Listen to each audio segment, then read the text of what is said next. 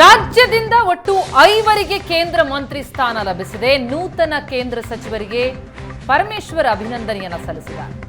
ರಾಜ್ಯದ ಪ್ರತಿನಿಧಿಗಳಾಗಿ ಸಮಸ್ಯೆ ಬಗೆಹರಿಸಬೇಕು, ನಮಗೆ ಬರಬೇಕಾದ ಜಿಎಸ್ಟಿ, ನೀರಾವರಿ ಯೋಜನೆಗಳು, ಈ ರೀತಿಯ ಅನೇಕ ಯೋಜನೆಗಳು ನೆನೆಗುದಿಗೆ ಬಿದ್ದಿವೆ. ರಾಜ್ಯದ 5 ಮಂತ್ರಿಗಳ ಮುಂದೆ ಸಾಕಷ್ಟು ಸವಾಲುಗಳಿವೆ ಅಂತ ಗೃಹ ಸಚಿವ ಪರಮೇಶ್ವರ್ ಹೇಳಿಕೆ ಕೊಟ್ಟಿದ್ದಾರೆ. ವತಿಯಿಂದ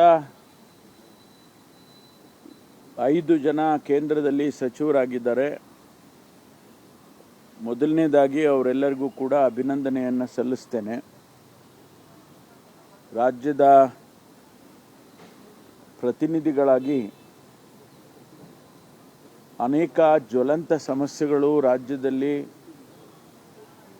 ಕೇಂದ್ರ ಸರ್ಕಾರದಿಂದ ಆಗುವಂಥದ್ದು ಇದ್ದಾವೆ. ನಮಗೆ ಬರಬೇಕಾದಂಥ GST ಶೇರ್ ಇರ್ಬೋದು,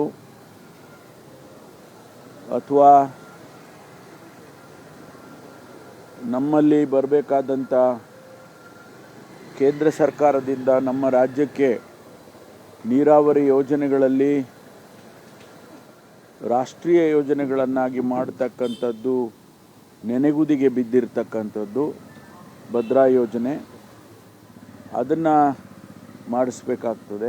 ಕಳಸಾ ಬಂಡೂರಿ ಸಮಸ್ಯೆ ಬಗೆಹರಿಯಲೇ ಇಲ್ಲ, ಅದನ್ನು ಕೂಡ ಬಗೆಹರಿಸಬೇಕಾಗ್ತದೆ.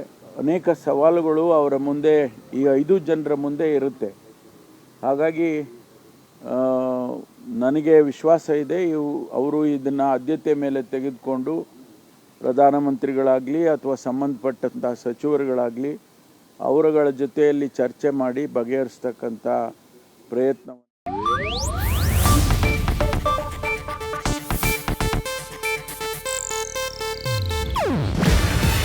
ಇದು ಏಷ್ಯಾನೆಟ್ ನ್ಯೂಸ್ ನೆಟ್ವರ್ಕ್ ಪ್ರಸ್ತುತಿ.